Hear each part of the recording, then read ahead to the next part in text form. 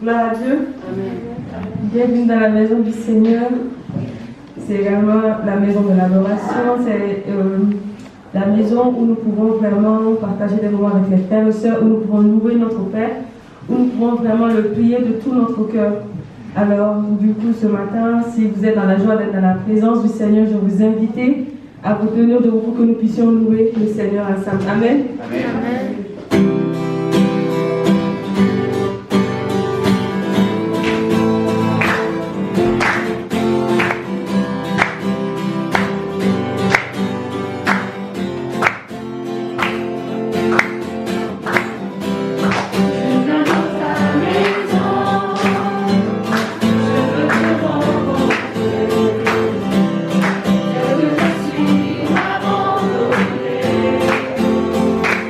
Je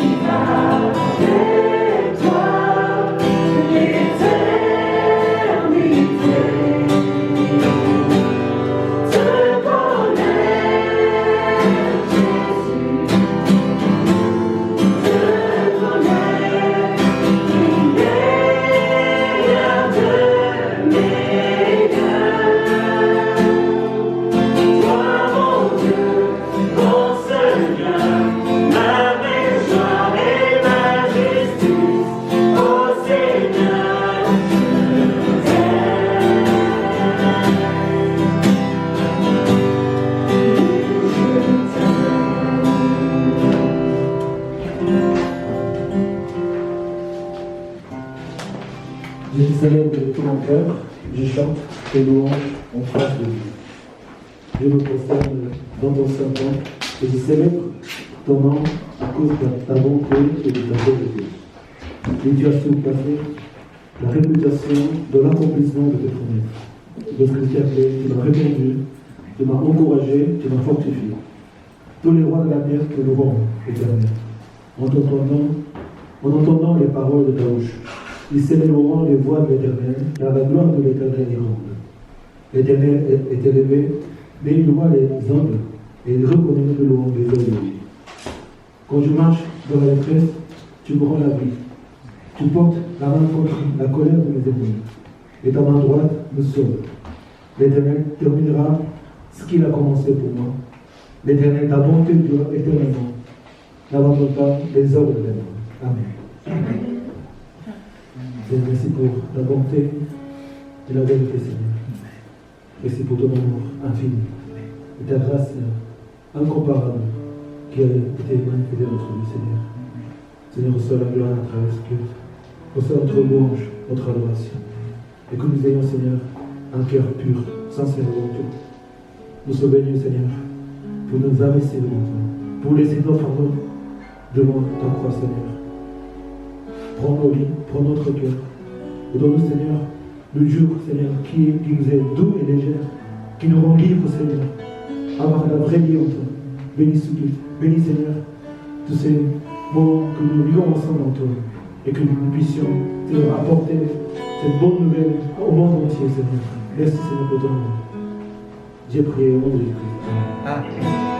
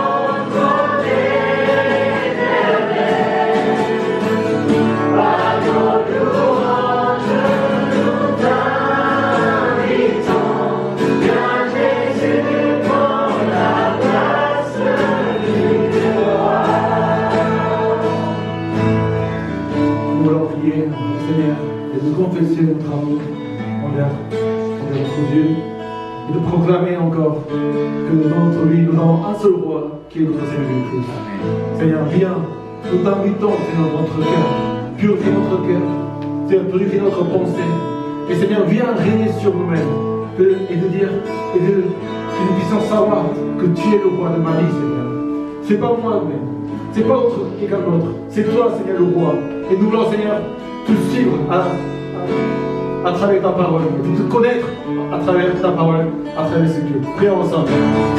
Allez.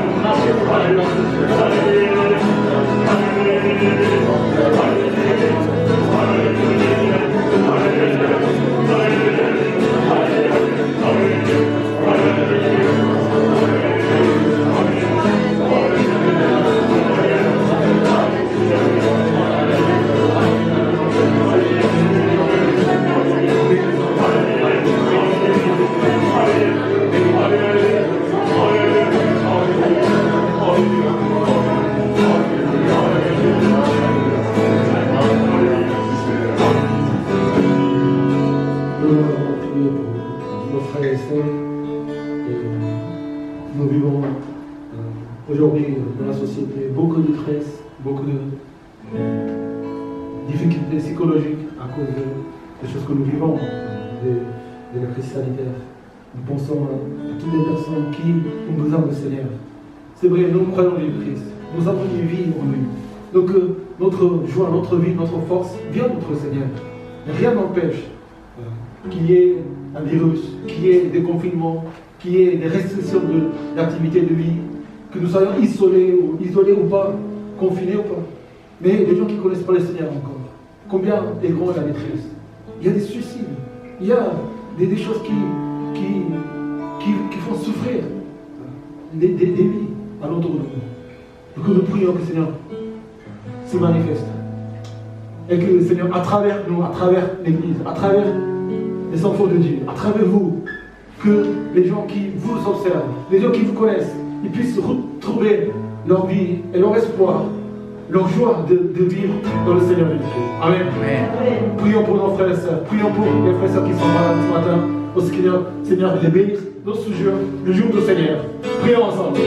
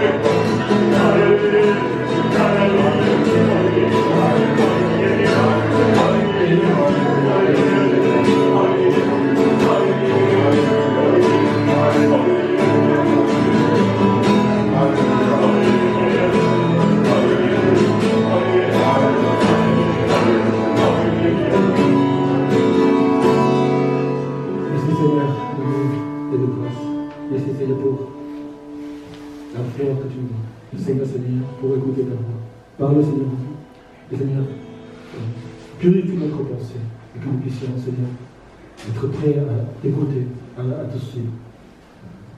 Merci, Seigneur. J'ai prié au nom de Christ. Amen. Et vous asseoir, on peut dire l'un à l'autre, le Seigneur est avec toi. Le Seigneur est avec toi. Le Seigneur est avec toi. Encore une fois, ne t'inquiète de rien, le Seigneur est avec toi. Ne t'inquiète de rien, le Seigneur est avec toi. Ne t'inquiète de rien, le Seigneur est avec toi. Bienvenue dans la main du Seigneur. Nous avons la grâce toujours de pouvoir nous réunir à l'église en présentiel. Et nous sommes bénis à travers d'autres frères et sœurs, aussi les dirigeants de l'État, qui permettent encore de nous réunir. Et je pense que tout ça, c'est dans le plan du Seigneur de bénir ses enfants. Et c'est vrai, hein, c'est aussi un sujet pour remercier le Seigneur et remercier les frères catholiques qui ont efforcé pour garder le culte. Mais derrière tout ça, je pense que le Seigneur a fait tout ça pour nous bénir, pour venir des églises, pour venir des frères et sœurs, des croyants, des enfants de Dieu. Amen. Amen. Allez-y encore une fois. Que le Seigneur te bénisse. Encore et encore. Nous allons partager la parole du Seigneur encore aujourd'hui, ce matin, avec le slogan de cette année, avec les phrases que nous avons dessinées pour marquer cette année, pour que la foi vivante surpasse tout, et notre zèle pour la mission déclenchera le réveil. Amen. Et comme nous savons que le réveil arrivera, déjà le réveil est présent. Déjà la vie en Jésus-Christ, c'est un réveil de notre vie. Nous voulons nous focaliser sur nos missions ce dimanche. Je vous invite à lire, à voir la parole du Seigneur en Matthieu chapitre 16, le verset 24 et 26. Matthieu, l'évangile de Matthieu, c'est le premier évangile du Nouveau Testament. Chapitre 16, verset 24, 25, 26. Alors Jésus dit à ses disciples, si quelqu'un veut être mon disciple, qui renonce à lui-même, qui se charge de sa foi et qui me suit. En effet, celui qui voudra sauver sa vie la perdra, mais celui qui la perdra à cause de moi la retrouvera. Que servira-t-il à un homme de gagner le monde entier s'il perd son âme? Ou que pourra donner un homme en échange de son âme? Amen. Je vais dire encore mieux, verset 24. Alors Jésus dit à ses disciples, si quelqu'un veut être mon disciple, qu'il renonce à lui-même, qu'il se charge de sa croix et qu'il me suive. Amen. Donc je vais porter, intituler cette méditation. Et voilà. C'est la deuxième phrase que nous transférons. Notre deuxième de la mission. La mission, qu'est-ce que c'est la mission? Pour nous, c'est se former et former les disciples. Amen. Se former comme les disciples. Se former d'abord, disciples de Christ, nous-mêmes. Ensuite, aller former d'autres disciples de Christ. Ce n'est pas la mission de notre Église, simplement. Selon les convictions et selon, comme nous lisons la parole de Dieu, l'ordre missionnaire de Jésus-Christ, quand il est monté au ciel, il a donné cet ordre à ses disciples, à tous les croyants, à tous les chrétiens. Pas seulement quelques missionnaires ou quelques personnes élues pour ces missions. Nous sommes tous dans le Seigneur, nous sommes tous des missionnaires. Amen. Missionnaires dans le sens que nous avons des missions. Parce que le Seigneur n'est pas mort sur la croix, n'est pas venu sur la terre, ne s'est pas humilié, ne s'est pas déplié lui-même pour venir sur la terre, tout simplement pour nous faire sortir du péché. Donc aujourd'hui, nous allons voir encore de méditer sur la croix de Jésus-Christ, qui est le symbole de sacrifice. Pourquoi Jésus s'est sacrifié? Pour nous sauver. Et comment, grâce à ce sacrifice de la croix, à la mort de Jésus-Christ et sa résurrection, nous sommes aujourd'hui ici, dans la maison du Seigneur. Et nous pouvons vivre une vie épanouie dans la joie, la paix, la vérité. Et nous pouvons toujours vivre sous la bonté du Seigneur et dans cette vie bénie.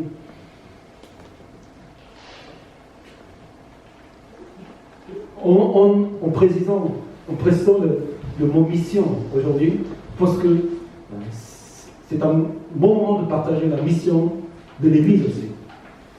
Pour partir cette année 2021 avec du zèle, être fervent pour la mission, et nous voulons méditer vraiment sur l'année de l'Église de Bethel. L'année, ça veut dire les caractéristiques, ce qui va décrire notre Église. Quelles sont les caractéristiques de notre Église?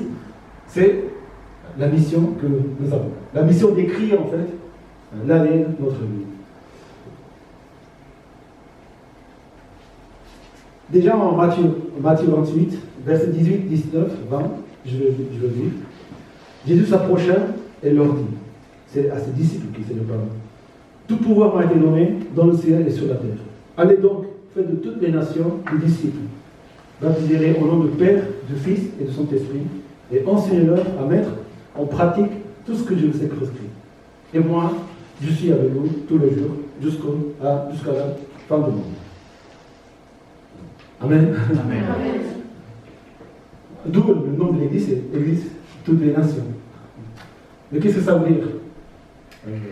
Ça ne veut pas simplement dire que nous sommes composés de toutes les nations, mais dans le mot toutes les nations, il y a cet ordre missionnaire de notre Seigneur. Le but de l'Église, c'est d'aller faire des disciples. Baptiser au nom du Père, Fils et Saint-Esprit, c'est d'annoncer l'Évangile, pour qu'ils connaissent l'Évangile, pour qu'ils s'écoutent la parole de Dieu. Et ça ne finit pas simplement en les baptiser, être né comme chrétien, avoir une nouvelle vie, mais ensuite à apprendre, à mettre en pratique la parole de Dieu. Ça veut dire la vie des disciples. Mais aussi ça veut dire la vie chrétienne. Être chrétien, c'est ça.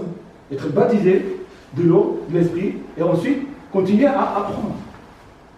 Et c'est ce que nous sommes en train de faire. Nous avons toute une vie pour apprendre le Seigneur. Amen. Amen. Ça, c'est la sanctification. Alors, jour au jour, on apprend le Seigneur. On voit la parole de Dieu, on prie au Seigneur, on intéresse à le Seigneur, avec les frères et sœurs, et on marche vers la mission du Seigneur. Et dans tout ça, ce que nous faisons, c'est de apprendre, devenir disciple, jour en jour.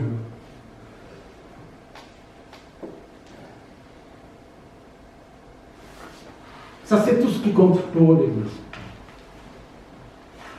C'est la mission qui va nous faire diriger. On peut tout faire dans l'Église. On peut jouer, on peut manger, on peut jouer des instruments, on peut discuter, on peut s'amuser aussi, on peut jouer, on peut tout faire.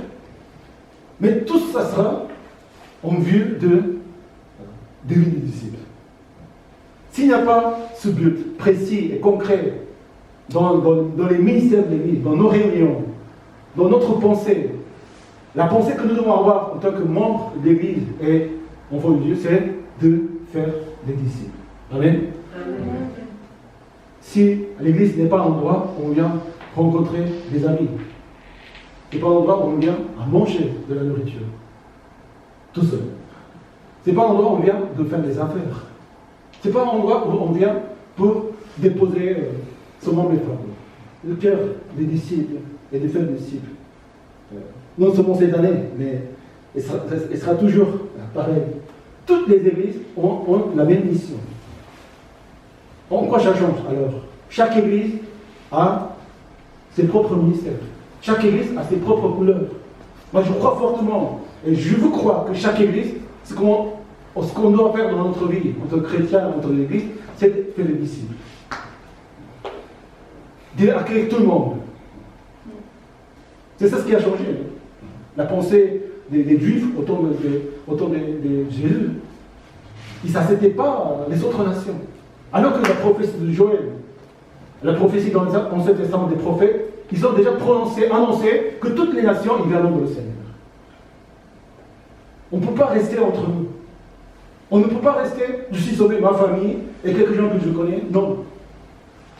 Nous devons accueillir le monde. Nous devons aller vers le monde de toutes les nations, jusqu'à exprimer la terre, c'est-à-dire, exprimer la terre, ça veut dire qu'à tout le monde que nous pouvons nous rencontrer, nous devons partager cet évangile. Nous avons la mission de partager cet évangile à tout le monde, sans compter nationalité, femmes, hommes, enfants, grands, peu importe.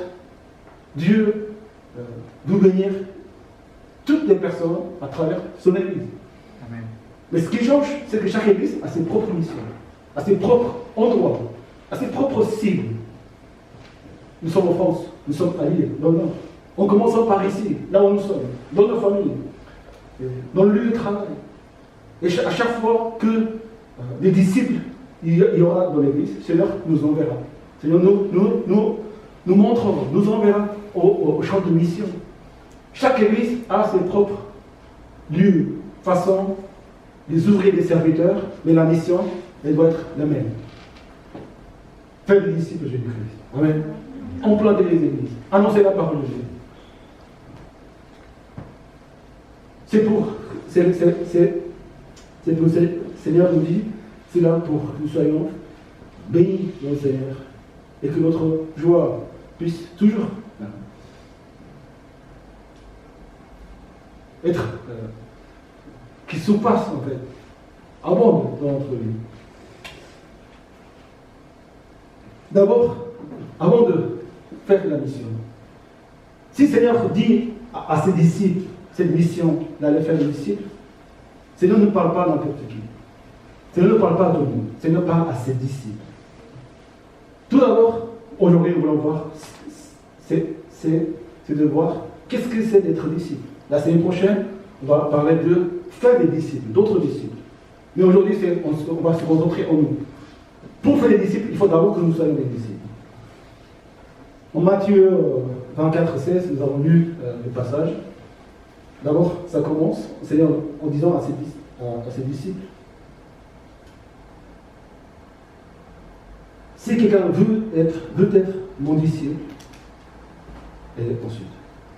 En première chose qu'il faut qu'on sache, qu'il faut qu'on veut être disciple de Christ. Il faut cette volonté. Il faut que son esprit nous donne dans le cœur, oui, je veux être disciple de Christ. Et les personnes qui ont été touchées par son esprit, beaucoup de gens qui ont été touchés par son esprit, qui ont été passés par la repentance, et ils ont connu la parole de Dieu, ils ne sont pas restés dans leur vie. Ils ne sont pas simplement restés dans leur salut. En recevant la grâce, Saint-Esprit nous donne dans le cœur de pouvoir servir et de donner cette envie de devenir disciple de Christ. Oui, j'ai devenu disciple. disciple de Christ. On ne sait pas d'où ça vient, c'est le vouloir. Mais quand on pense que Dieu est être disciple de Christ, encore plus près du Seigneur, Dieu va être encore plus près du Seigneur. Est-ce que vous avez cette impression quelquefois? Je vais aller à l'église. Même si je suis tout seul, je viens, je veux le Seigneur. Et je me sens bien. Je veux être avec les frères et sœurs. J'ai besoin d'être dans l'église. Ça me fortifie, ça me console. Du coup, ça m'aide à concentrer dans le Seigneur, à ne pas perdre notre cœur ailleurs. Donc, ce vouloir doit être présent dans notre cœur. Que le Seigneur nous donne ce vouloir. Amen. Amen. De pouvoir nous consacrer et vivre pour le Seigneur, de donner sa vie pour le Seigneur. On a découvert le Seigneur dans notre vie. Mais dans toutes les autres choses que nous faisons dans la vie, est-ce que ça a du sens? Est-ce que ça a de la valeur? Nous préparons la vie après la mort. Donc nous voulons vraiment chaque jour servir le Seigneur. Le Seigneur nous donne un appel, un ministère, une mission précise, même au sein de l'Église, qui je dois être pour servir le Seigneur et pour accomplir cette mission. Mais d'abord, c'est ce vouloir. Et c'est une grâce d'avoir ce vouloir. Cette volonté de dire, je veux devenir disciple de Christ. Et qu'est-ce qui se passe? Qu'est-ce qu'il faut faire? Tout d'abord, en ayant ce cœur, quand le cœur brûle de cette façon, quand le Seigneur Saint-Esprit nous touche dans le cœur, il faut s'engager. L'engagement, c'est le commencement de la vie des disciples. Amen. Amen. Il faut s'engager. Aujourd'hui, les gens ne savent pas trop l'engagement. Il y a des années, quand je suis allé en France, où il y a 10 ans, tout était sauf engagement. Le téléphone, le portable, l'Internet, même le salle de sport, tout est engagement. Si tu t'engages à venir dans ce club de sport, tu dois payer pendant 1 an. Et si tu ne payes pas tout, tu la rends, c'est tout. C'est tout. c'est direct, hein, c'est sévère. Il y a des engagements, 12 mois, 24 mois. Donc, quelqu'un qui va s'engager, va réfléchir. Est-ce que je vais aller jusqu'au bout? Est-ce que j'ai l'argent suffisant pour payer? Est-ce que mes revenus sont corrects pour avoir ce service? Donc, on réfléchit en moins. Ouais. Aujourd'hui, il y a plus d'engagement. Les gens ils coupent quand ils veulent. Donc, ça devient très facile. Mais l'engagement dans le Seigneur est absolument indispensable. Quand on veut devenir disciple de Christ, il faut réfléchir. Est-ce que je vais y arriver? C'est vrai, c'est le Seigneur qui nous aide, c'est le Seigneur qui nous conduira. Mais quand on prend l'engagement, ça veut dire que c'est sérieux. On ne prend pas à la légère. Je veux devenir disciple de Christ, oui, je m'engage. Parce que même si aujourd'hui, je pense que je ne pourrais pas y arriver, tu demanderas au Seigneur, et le Seigneur te donnera la force, la puissance et la sagesse, tout ce qu'il faut pour que tu puisses suivre le Seigneur de Christ. Amen. Le Seigneur n'est pas là pour nous faire abandonner le chemin de disciple. Absolument pas. C'est sa volonté. Le Seigneur nous donnera quelques épreuves, lesquelles tu pourras surpasser tout quand tu demanderas la foi au Seigneur. La foi vivante surpasse tout. Dans ce chemin de disciple, il est difficile, il est étroit. Chemin étroit, porte étroite. Mais le Seigneur, il est avec nous.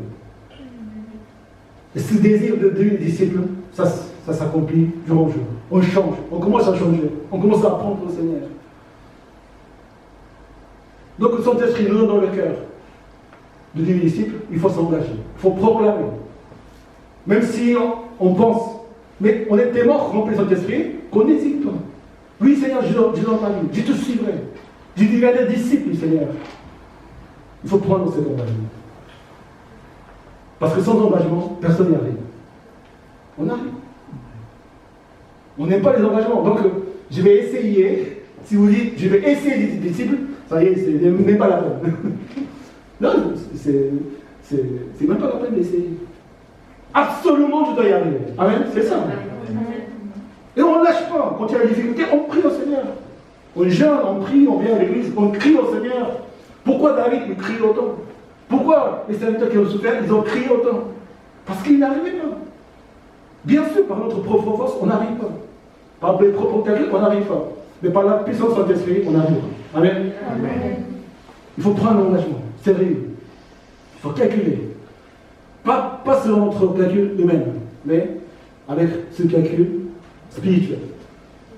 On lisait dans la parole de Dieu comment ils ont vécu les disciples, l'apôtre Paul, tous les prophètes, tous les hommes et femmes de Dieu. Ils ont vécu, ils se sont engagés, mais ils sont tous arrivés. Amen. Ils sont tous arrivés à la promesse et avoir la vie épanouie de le Seigneur.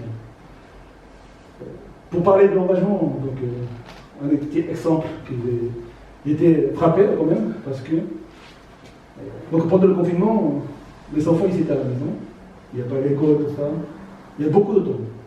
Je vois, vous avez fait les devoirs? Oui, 5 minutes, 10 minutes, ils ont tout fait. Comment c'est possible? C'est des génies, ils ont des génies à la maison. Mais ils ont vraiment fait. Hein. Je leur pose des questions, ils répondent tout, les calculs, ils sont tous faits. Tous les devoirs se finissent en 5 minutes. Comment c'est possible? J'espère qu'au collège, ils ont des choses à bien travailler. Pour l'instant, je laisse. Voilà. Profitez-vous, l'école primaire, amusez-vous. Au collège, vous allez souffrir. Donc, je me suis dit, on ne peut pas perdre le temps comme ça. Je vais acheter des instruments. Je me suis dit, ça serait bien que les enfants, un jour, ils seront dans l'équipe de louange de notre église. Et j'ai pensé, l'église, il manque une batterie. Donc, j'ai acheté une petite jouet de batterie, c'est pas le vrai batterie, c'est une petite jouet de batterie pour 11 ans, pour ma fille, et une guitare, petite guitare pour 8 ans. Et on a tout choisi, on a acheté chez Bon Coin, donc on a tout choisi bien, et l'instrument est arrivé à la maison, c'était très content, ils ont ouvert, waouh, oui, on va jouer. Ils ont commencé à regarder YouTube, les tutos de comment jouer les batteries et la guitare. Le premier jour, pendant 1 heure.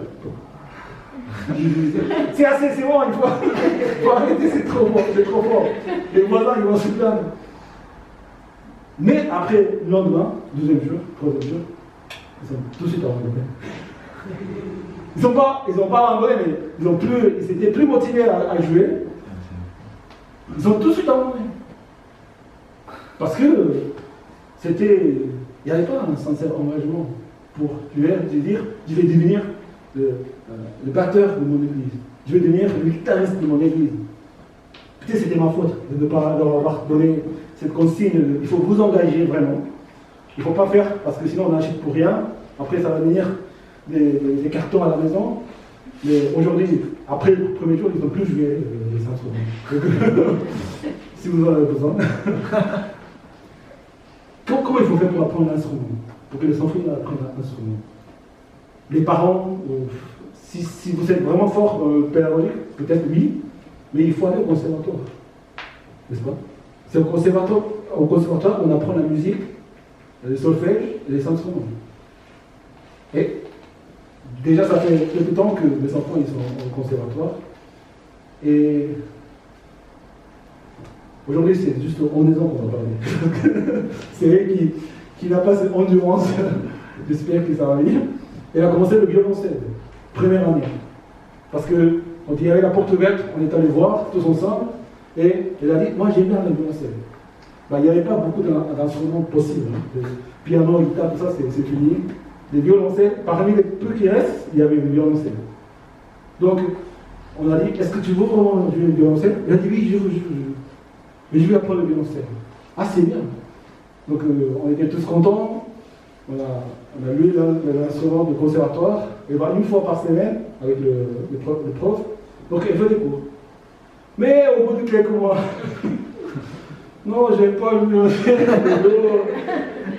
Et on voit qu'elle ne s'éclatait pas avec le violoncelle. À son frère, il dit l'accordéon. Mais quand même, c'est dur pour les enfants de s'entraîner. Mais quand même, il essaie de faire son maximum, mais on nous a vraiment. Il ne répète jamais à la maison. Donc on s'est dit, bon, il faut peut-être qu'on change d'instrument. Donc je suis allé à la secrétariat, je dis, madame, ma fille, donc 11 ans, elle a fait 1 an de violoncelle, et elle voudrait changer d'instrument. Elle m'a regardé. Non, on ne fait pas comme ça ici. Votre fille, c'est bien qu'il ait choisi le violoncelle, mais il faut qu'il prenne la responsabilité de son engagement. Parce que c'est change maintenant aujourd'hui, parce que ça fait quelques mois qu'elle doit passer cet obstacle, ces difficultés qui viennent de temps en temps quand on apprend l'instrument. Si elle va arrêter tout le temps, elle ne va jamais prendre un seul instrument.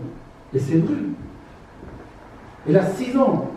Mais quand même, pour un enfant de 6 ans aussi, il faut lui apprendre à avoir la responsabilité de son engagement.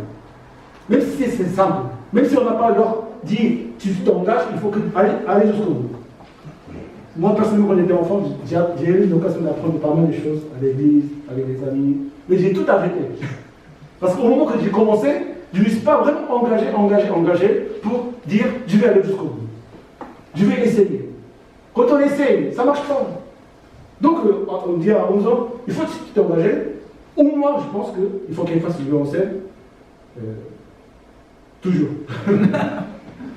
Au moins pour qu'il apprenne que l'engagement est important.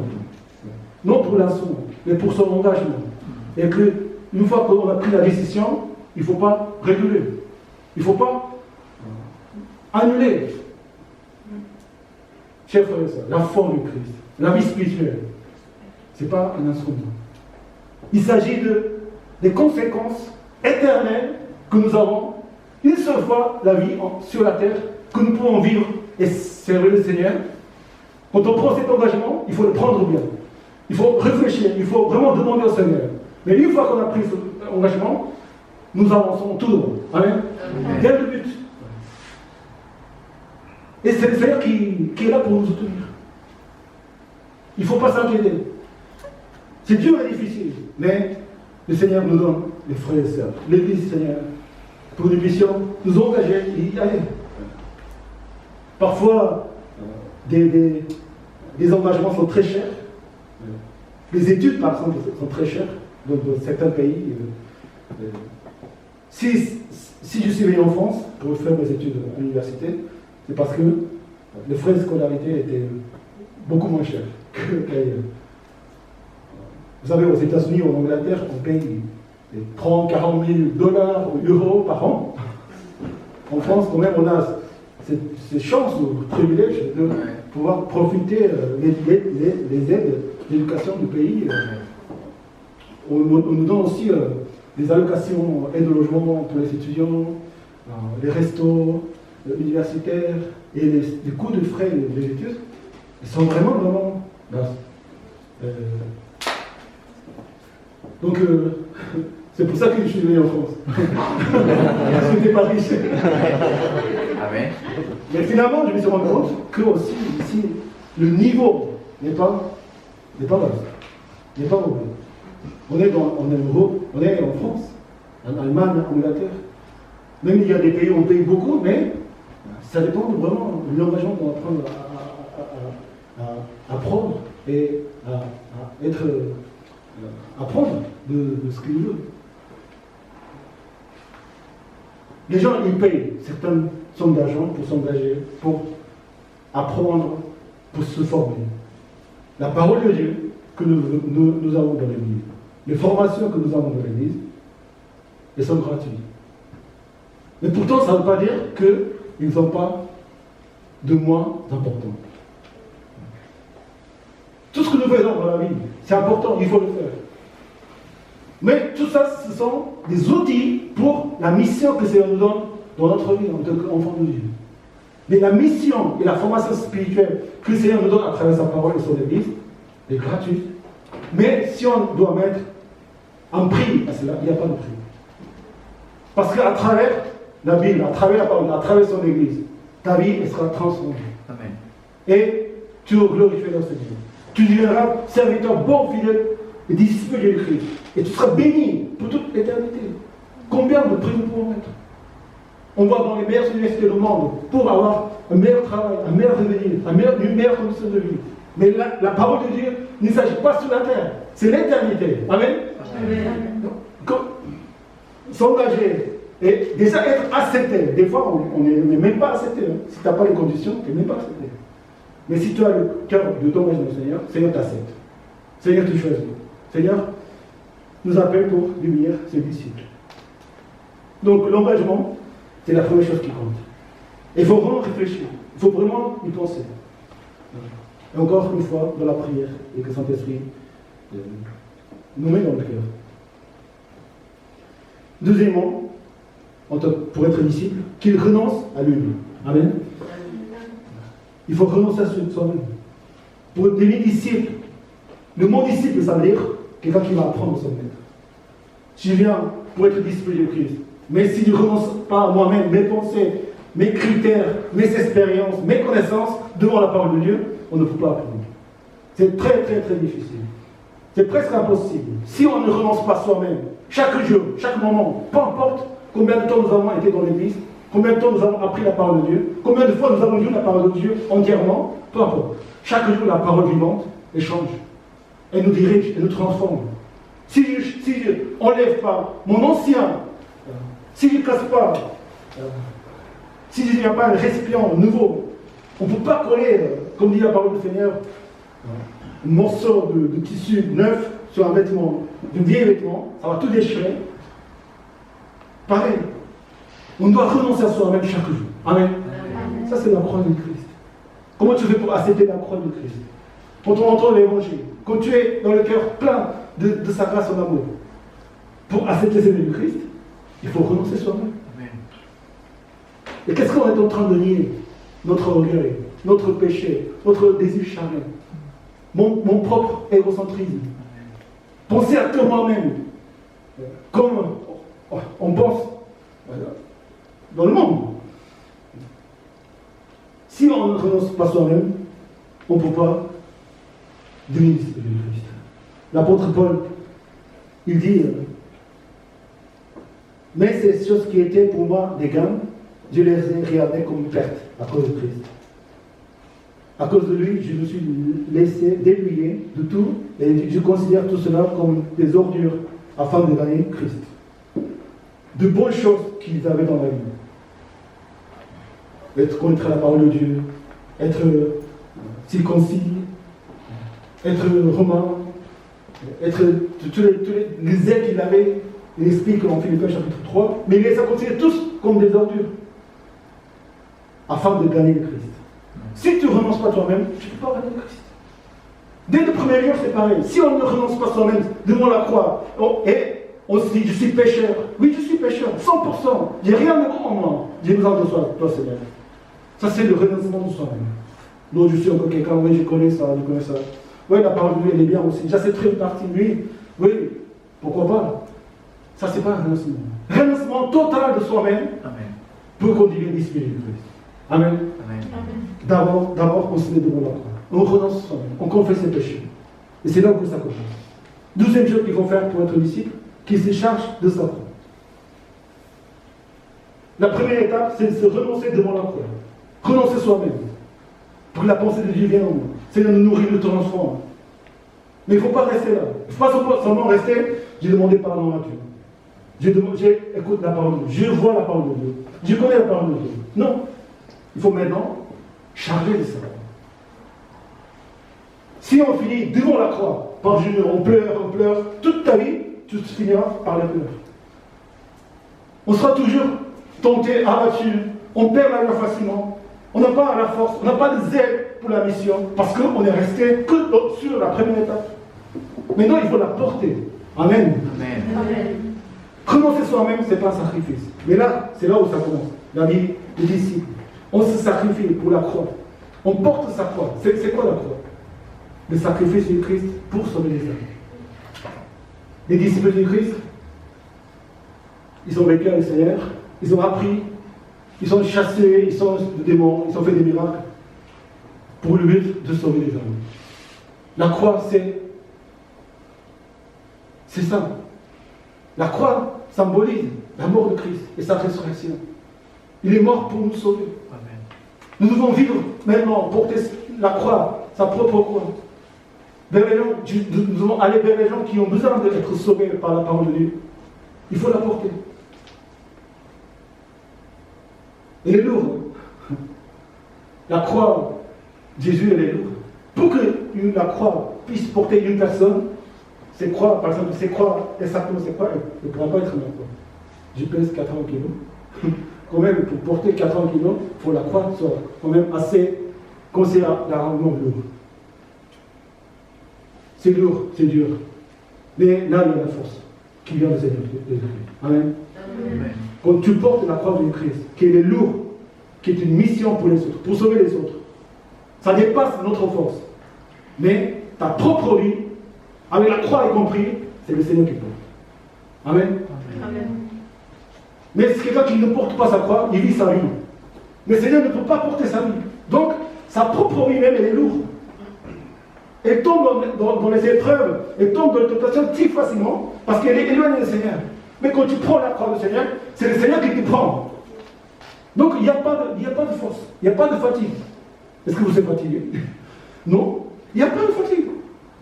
Parce que c'est le Seigneur qui le porte. Je m'appuie sur lui, je prie à lui. Et en portant la croix de Christ. Portons la croix de Christ. Amen. Amen. Et pour sauver les âmes. Troisième, pour être disciple, qu'il me suive. On a porté la croix. On a confessé notre péché. On s'est renoncé soi-même. Maintenant, on a porté la croix de Christ, la mission. Maintenant, il faut suivre. Ça, c'est la dernière étape des disciples. Pour devenir disciple. On suit le Seigneur de Christ. Chaque jour, chaque moment. Les différentes étapes de chaque vie. On suit, on voit le Seigneur, on suit. On obéit sur la parole de Dieu. Vous avez le GPS dans les voitures. Quand on se perd dans les rues, qu'est-ce qu'on regarde? C'est le GPS. Le GPS, il ne suffit pas de regarder une seule fois. Parce que les parcours changent. Souvent, il y a des accidents. Souvent, il y a des bouchons. Souvent, les routes, ils sont changées. Les vitesses, les dangers, les différents obstacles, tout est là. On regarde continuellement, chaque jour, pour chaque moment, pour arriver à la destination. Nous devons regarder le Seigneur chaque jour, avec chaque moment. Si on quitte l'œil du Seigneur, on tombe dans les difficultés. Pierre, Jésus était sur la mer. Seigneur, dis-moi de venir. Je viens. Il dit là, le Seigneur, il marche. Mais dès qu'il regarde l'environnement, la tempête, l'eau qui se monte, le noir, le vent, il coule dans l'eau. Parce qu'il ne peut pas regarder continuellement le Seigneur. C'est ça le suivre Jésus-Christ.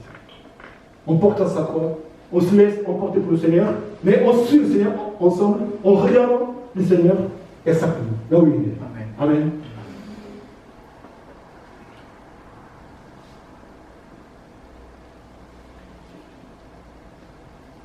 Enfin de notre passage aujourd'hui. Que servira-t-il à un homme de gagner le monde entier s'il perd son âme? Ou que pourra donner un homme en échange de son âme?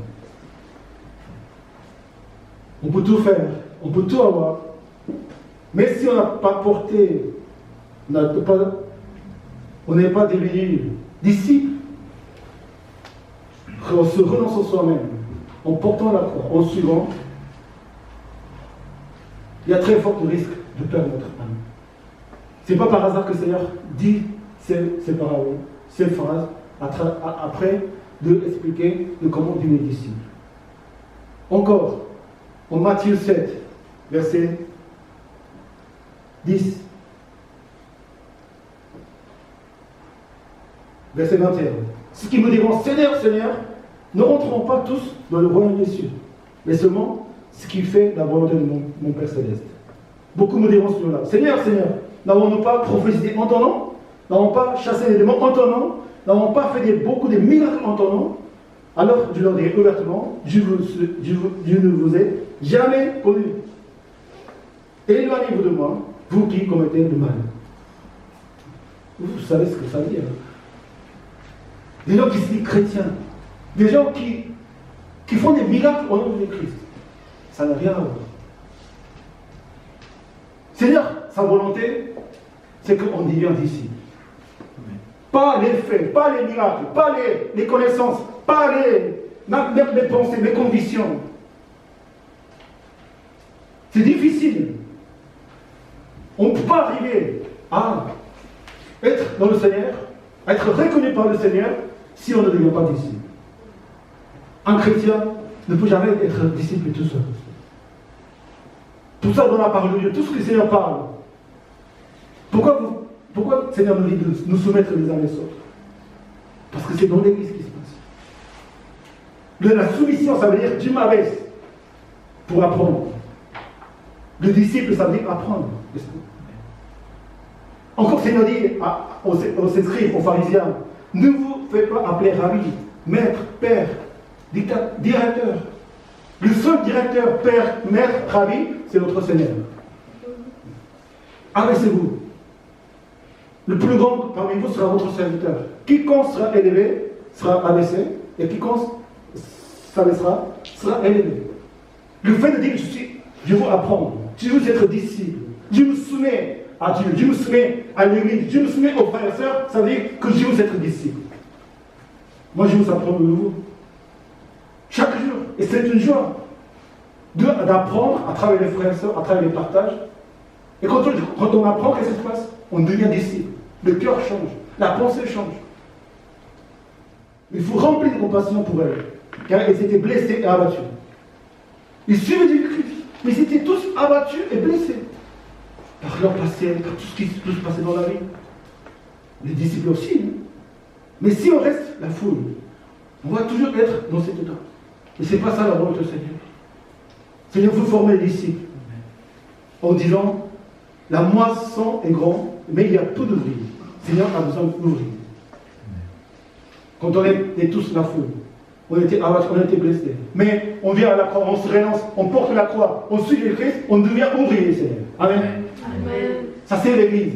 L'Église, notre Église, la mission de notre Église, c'est de se faire des disciples. D'abord. Et de former, pour former les disciples. La semaine prochaine, nous en avons parlé, de former les disciples. Engagez-vous dans l'Église, dans les réunions. Oui. Hier, on parlait aussi avec les prophètes. Vous voulez vraiment vous former, vous avez des aides vraiment vous former. Formez-vous dans l'Église. Nous avons cette année des formations bibliques à travers le cours à distance mystère. Nous avons déjà 2 groupes, 5-6 personnes chaque groupe. Mais si vous voulez rejoindre le groupe, c'est un travail de tous les jours, 1 heure, et le 6e jour, on se réunit pour partager. Et ça, ce n'est pas simplement le livre qui va nous faire changer, nous faire disciples. C'est parce que ça se passe dans le cadre de l'Église. On partage ensemble. Et on veut aussi accompagner avec des ministères. On se voit 1 fois par mois pour parler des ministères, pour parler ce que le Seigneur met dans le cœur. Et tout ça, c'est pour former. Si vous avez encore du zèle pour vous former, il faut que nous soyons ensemble. Amen. Vraiment, c'est ça ce qui nous forme. S'il n'y a pas de formation, si on n'apprend pas, c'est-à-dire je suis je n'ai pas besoin d'apprendre, c'est fini. Moi je ne veux pas que notre Église, nous soyons dans ces cas-là. Personne ne se dise, je ne veux pas, je n'ai plus à apprendre. Ça, c'est pas possible. On ne peut jamais être maître, enseignant. Tous nous sommes apprentis. Tous nous devons apprendre, devenir disciples. Être disciple toute sa vie, renoncer à soi-même, porter et suivre Jésus Christ. Surtout, hier on parlait avec Ryan aussi, surtout ne regardez pas sur Internet pour vous former. Comment on fait confiance aux gens que vous connaissez pas, aux gens qui vous entendez. Et vous avez une église, vous avez des frères et sœurs avec des missions précises, où le Seigneur nous parle à travers les frères et sœurs, à travers les cultes. Pourquoi regarder ailleurs? Et pourquoi regarder sur Internet des gens qu'on ne connaît pas? Qui peut être derrière cet écran? Qui peut écrire ces choses? Alors qu'il y avait des gens qui chassaient les démons en son nom, dans le nom de Jésus-Christ. Ce nom peut être employé dans tous les milieux, dans les sectes, dans n'importe quel. Il y a un danger énorme aujourd'hui chez les chrétiens.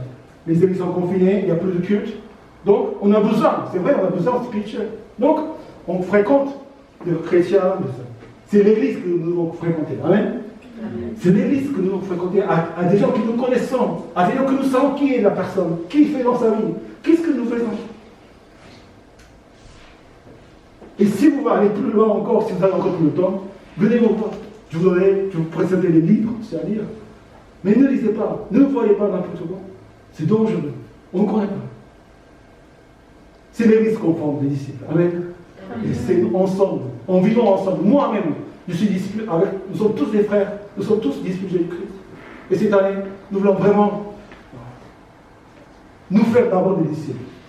dans les réunions des hommes, des femmes, des forfaits, des faces à l'église, et que le réveil puisse vraiment déclencher à travers ces formations. Que le Seigneur nous forme, le Seigneur nous bénisse. Amen. Amen. Prions ensemble.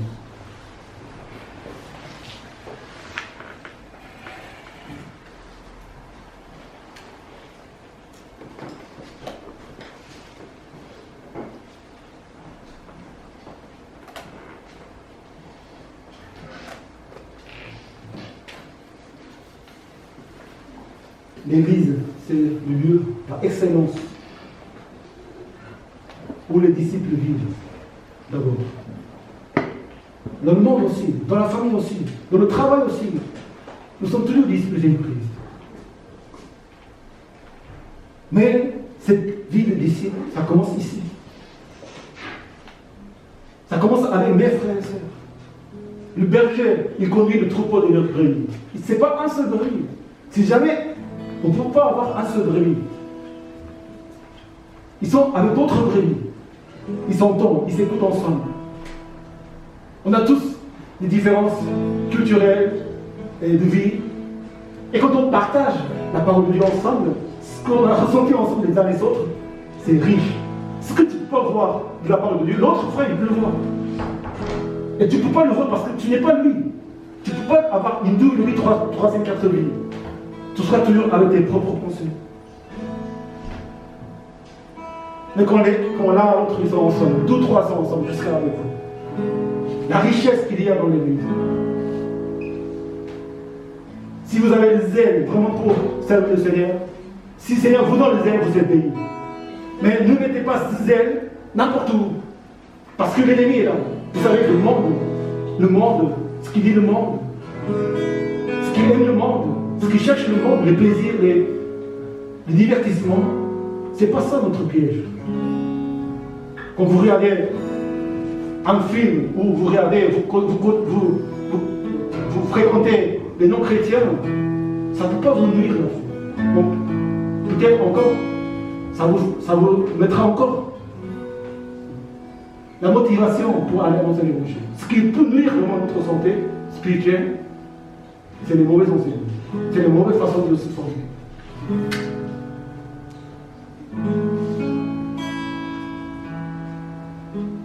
Soyons une église, les disciples de Jésus-Christ.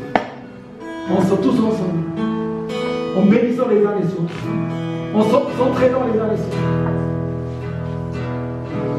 Notre église ne va jamais abandonner une seule personne. Amen. On laisse les portes ouvertes. Le but, c'est de faire des disciples. Maintenant, c'est à vous. C'est à chacun de nous nous engager, encore et encore. Moi-même aussi, je m'engage cette année pour me former avec vous. Avec Forfait 1, 2, Face, avec hommes et les femmes. Tous, c'est une bénédiction d'être formés. Merci Seigneur. Forme-nous en tant que des disciples.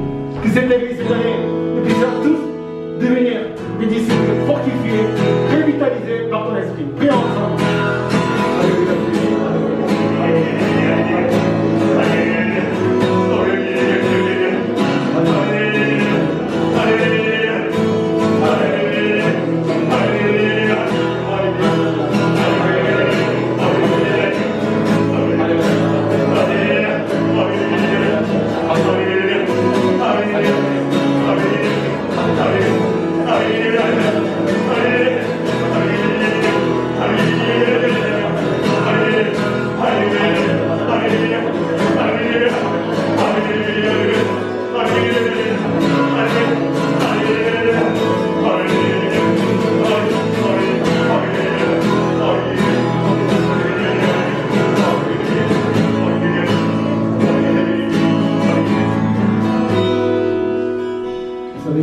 Il y a une crise assez grave en ce moment chez les étudiants qui ont des difficultés psychologiques. Il y a des étudiants qui se sont suicidés. Comment c'est possible? Être isolé, ne pas voir d'autres personnes, ne pas aller en cours, ça leur met en détresse. Et grave. Vraiment, c'est difficile.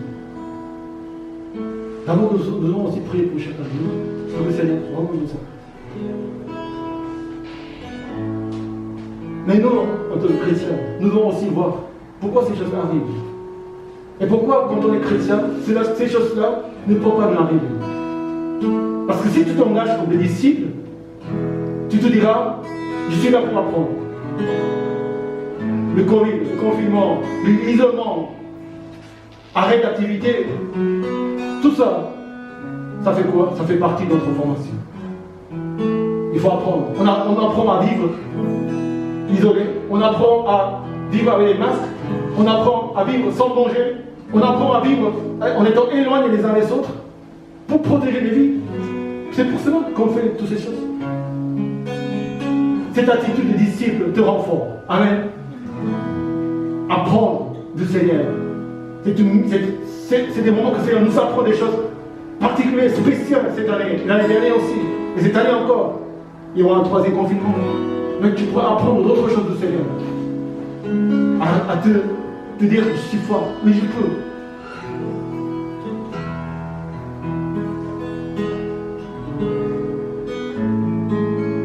Et quand on pense aux frères et sœurs, quand on pense à son Église, quand on pense aux disciples de l'Église, et quand on pense à ce que nous devons faire des disciples, à ce qui même ce que nous ne connaissons pas avec cette mission, c'est cela qui va nous tenir à chaque fois que nous sommes magnifiques.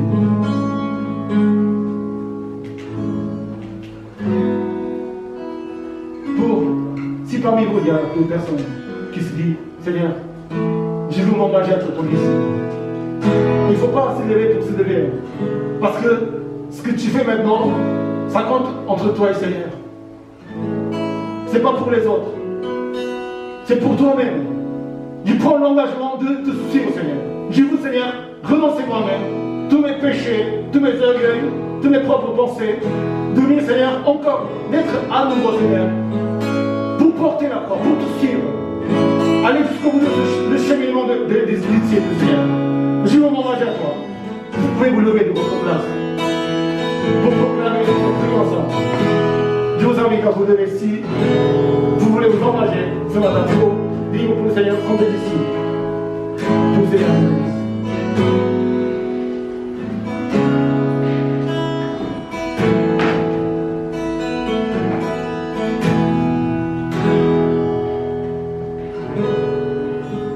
Prions pour les frères et sœurs. Prions pour chaque frère et sœur qui sont debout. Qui proclament par la foi. C'est par la foi. C'est seulement par la foi. Quand je demande la foi au Seigneur, le Seigneur est là pour nous encourager. Le Seigneur, je vous donne ton disciple. Prions pour les frères et sœurs qui sont debout. Ça manifeste devant nous. Prions ensemble. Alléluia, Seigneur. Alléluia. Alléluia. Alléluia. Alléluia.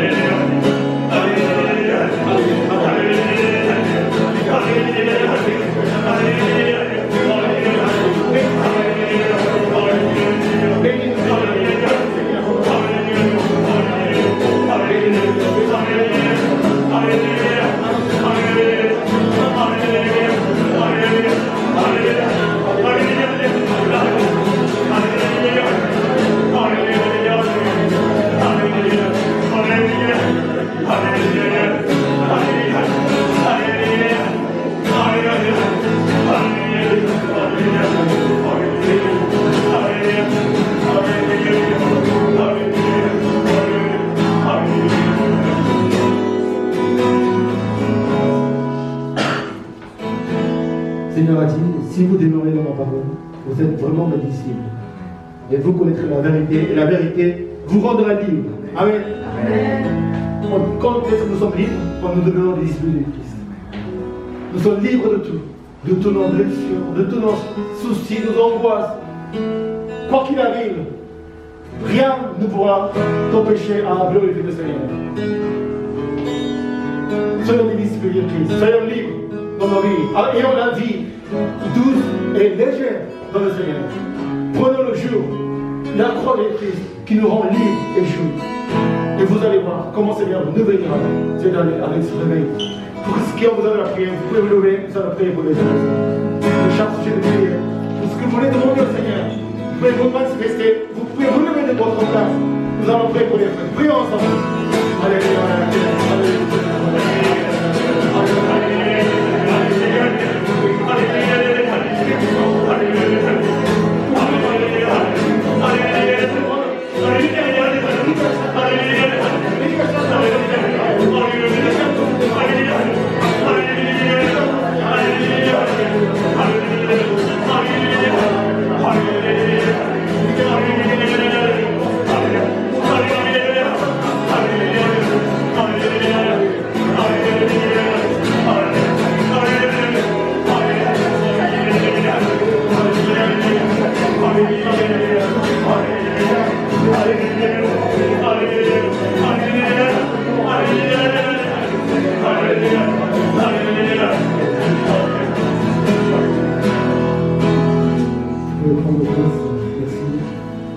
pris l'offrande en passant un ballon. Le jour le Seigneur aussi.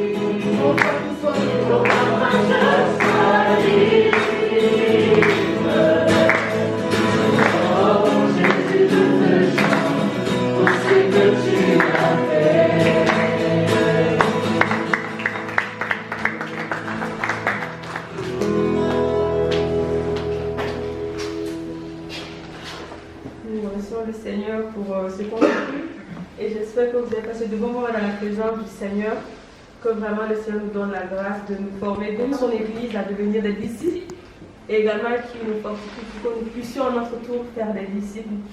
Donc alors pour les annonces d'aujourd'hui, c'est que nous allons toujours continuer avec les deux cultes et continuer avec la réunion de prière des vendredis soirs sur Zoom jusqu'à la levée du couvre-feu.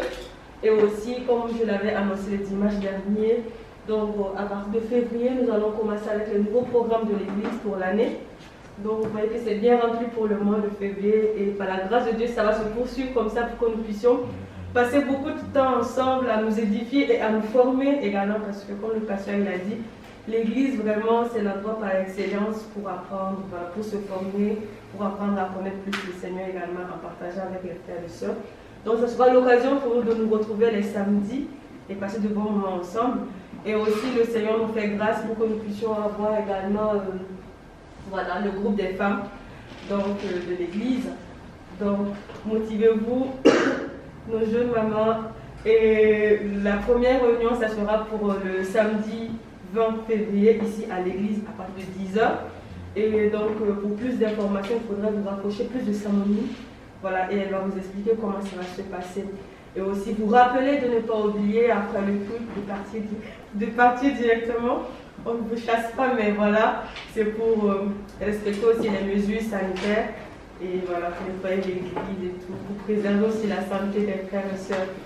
Bon dimanche et demeurez bénis. Amen. Nous avons la grâce de partager ce moment de culte avec notre frère Jacques. Merci. On va essayer d'applaudir pour ça.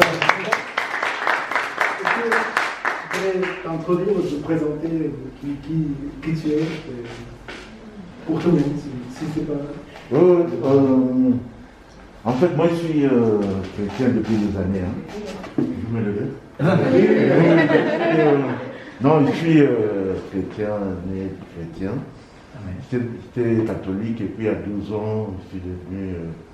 J'étais dans une autre foi pentecôtiste, voilà. Je n'ai pas toujours habité Lille, j'étais à Bruxelles, c'est ça ma ville. Et puis après, je suis venu ici en France. La foi baptiste, je l'ai découvert aux États-Unis. J'ai habité à Dallas. C'est là où je l'ai découvert par ma cousine, une cousine qui est toujours là-bas, Sylvie. Bon, maintenant, quand je suis venu ici, j'étais quelques années avec la sœur Farida. Nous sommes dans la même église. Voilà. Mais bon, ils m'ont parlé et puis je me suis dit, bon, je vais me dépasser, je vais venir voir d'autres chrétiens. Nous sommes tous dans la même foi, la foi de Christ. C'est pour ça que je me suis dit, non, je vais faire violence pour venir voir d'autres chrétiens. Et voilà. Amen.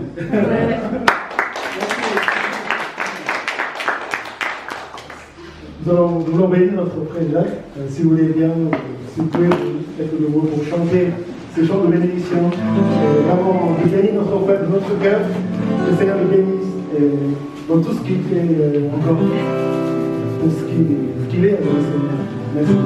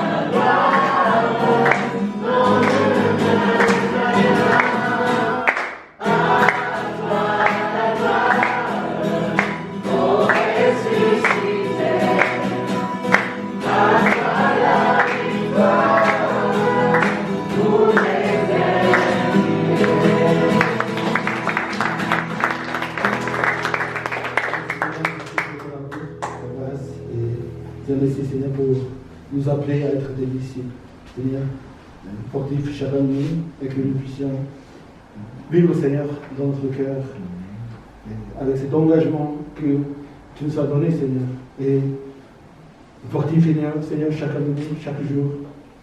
Nous voulons, Seigneur, vivre notre vie jusqu'à la fin de notre jour, Seigneur. De renoncer et de porter notre croix et de te suivre, Seigneur. Merci pour la vie, merci pour la vérité. Merci pour la liberté, Seigneur, que tu nous donnes. Gloire à toi, Seigneur. J'ai prié au nom de Christ. Amen. Amen. Applaudissons au Seigneur.